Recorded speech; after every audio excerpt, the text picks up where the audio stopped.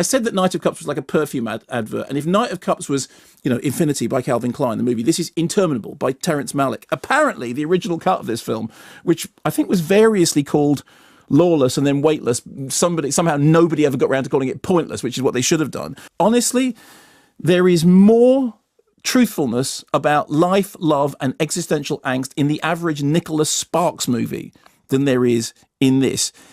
It will be absolutely loved and embraced by goatee beard-wearing chin strokers everywhere who are convinced that somewhere in there, because it is unfilmed and Terrence Malick, it must be a masterpiece. No.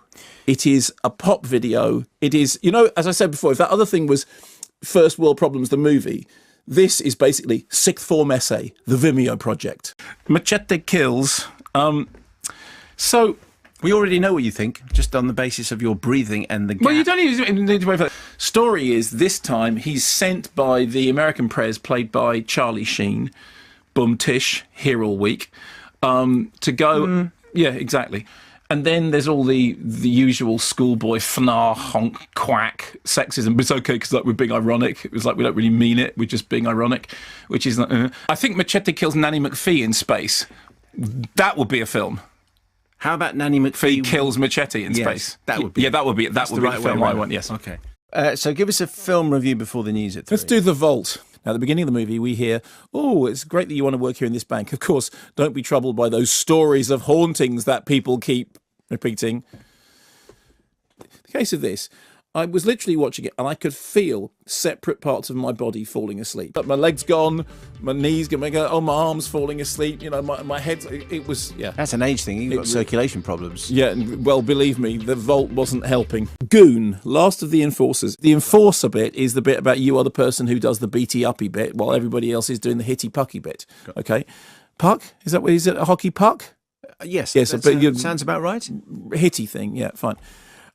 There's a joke about that, incidentally. There's the funniest joke in the... I'll tell you about it in a minute. Flatliners. Ellen Page kind of did a version of this in Inception, this sort of, the dream states, and this is another dream state movie, but this is, from Inception to Insufferable. Thirdly... Just it needs a little round of applause, I think, that. From Inception to Insufferable, thank you very much. And you realise the setup is exactly the same. We're just going to go through all they've got to do that and they've got to do the thing. They're all going to have to face up to their guilty demons and understand that unless they get with the guilty demons, then they're going to twist them into the forest. The cast appear to be completely uninterested in what's going on. Uninterested or disinterested. I think we had that discussion before. I think we have. Idris Elba and Kate Winslet, two young professionals, middle-aged professionals, well, in comparison with me, young professionals. And one of the things I love about that clip is he says sandwich. He very, very clearly says sandwich. I haven't heard somebody say sandwich in a very long time. What is the significance of that? Well, it's just because, it's sandwich. I just haven't heard somebody say sandwich in a very long time. I've never heard anyone say sandwich. Well, I remember people saying sandwich when I was at school, but it's sandwich. Weren't they educated to speak properly? It's just a sandwich. Well, right. Would you like to take it up with Idris Elba? Well, if he comes... My money's on Idris, frankly. Yeah. Well, I'm not suggesting I'm going to have a fight over it. The film is described on its wiki page as a romance disaster survival film. And That's all right. Yeah, I remember being halfway through it when I went, you know what it is? It's alive, actually. It's a film... Come on. It's not bad. Come on. Thank you very much. Maurice is a penguin who's been raised by a tiger. Really? His mum used to be part of a vigilante jungle force, but now she's retired to raise the penguin. But Maurice wants to follow in her footsteps, particularly when an evil koala bear starts destroying the jungle with magic exploding mushrooms. Excellent. It sounds like my kind of film. I spent a certain amount of time trying to figure out what was going on, why there was a koala using magic mushrooms to destroy the jungle and wage war on a penguin painted as a tiger. And then I lost interest. And then I tried to concentrate on the visuals. And then they just reminded me how much I like Madagascar more than I thought I'd like Madagascar when I first saw it. And I kept wanting the entire cast of Madagascar to arrive in that flying thing that they make in whichever Madagascar film it is, but then they didn't. So A Bad Mum's Christmas, and he said, what's the first one like? I said, you really need to see it, because it's got the funniest cruising joke you'll ever see in a movie. And he went to see it, and he came back, and he said, yeah, you're right, that is the funniest cruising joke I've ever seen in a movie. And it's not even a joke, it's just a story about being taken to see cruising. Sorry, you suddenly became incomprehensible there. Sorry. It's a story about what? Being taken to see cruising. Right. By your mum. Yes. He says, well, why would you take me? He said, well, Al Pacino. Anyway, never mind. I confess that I didn't think at the end of Daddy's Home that I needed another one. And then along comes Mel Gibson. The very first thing we find out about him is that he's an incredible overachiever, including, unless I got this wrong, he's been in space, right? He's an astronaut. Yeah, he's an astronaut. Yeah, well, I'm sorry. Meg Ryan is a helicopter pilot. Keanu Reeves is a top architect. Mel Gibson's been into space. Nope. Okay, so... I don't think oh, come on. Nothing about the character that he's playing suggests that he was an astronaut. Well, he's an old astronaut. No. He's a faded astronaut. Yeah, well, that's use of the phrase faded astronaut that I've never heard you. So I think it is a perfect example of, if you go in expecting it to be utter pants, it's better than you thought. That's right. If you go in expecting it to be better than you thought, it's utter pants. Yes. So it depends on what you bring to the table then. Yes, although I think no matter what you bring to the table, it's still a very low table. So Justice League. So at the beginning, there's all this stuff about, this threat that they're facing. It's the threatiest threat in the history of threatiness. And this threat above all other threats is particularly threatening. And it's going to require some incredibly ominous, threatening music at all times. And people looking really threatened by this inconceivably threaty threat that's going to happen. It's going to be bigger. And you just go, yes, it's just Doctor Who, isn't it? It's like this thing when every single episode, I know everything's happened before, but this is worse, and this is going to require... And then what happens? Well, have a punch up and reverse the polarities. That'll probably all be fine in the end.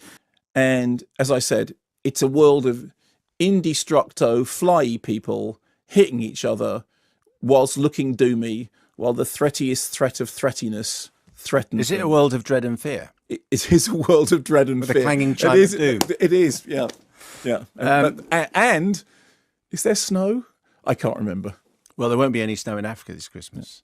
A little bit of... 300. 300, Rise yes, of an definitely. Empire. This is just head-bangingly boring. The opening scroll voiceover goes on for about a decade. I mean, I grew an entire new set of teeth whilst listening to them explaining the thing with the him, and the thing did the what's it, and then he came out of the what thing with the other bit, and then she was cross because he had the... it's the sort of thing that makes Independence Day resurgence. There's very much a kind of Top Gun thing going on there. These two maverick fighters, they're both a bit maverick, but he's been sent to the moon because he's too maverick and too crazy. So he's been doing boring stuff on the moon until aliens come. Hang on, he's been sent to the moon? Yeah, because what's happened since the first film, it's funny, this was just going to be a very brief setup before we got to the clip. What's happened since the first film is that... Pardon me for being a distraction, but No, I wasn't quite clear. No, I'm clearly not doing a very good job of explaining what the are they plot. doing on the moon? I'm just about to tell you. Okay, but the moon. Yeah, you're starting to sound like Dougal and the Blue Cat. You're starting to sound like Fenella Fielding. Excellent. Okay. There are worse things. There are. Well, let's start with Kill Your Darlings. At the very beginning, there's this thing about, they're sending millions to fight fascists in Europe, but the fascists are here, meter and rhyme. We must kick over. And part of you thinks, no. There is also the thing about, there is running into libraries, getting books, cutting them up, and replacing books that are in there's a great big trophy cabinet of this is the first folio of Hamlet, and this is the whatever it is, but they replace them with rude, racy books. You think, yeah, great. You have time for tea or not?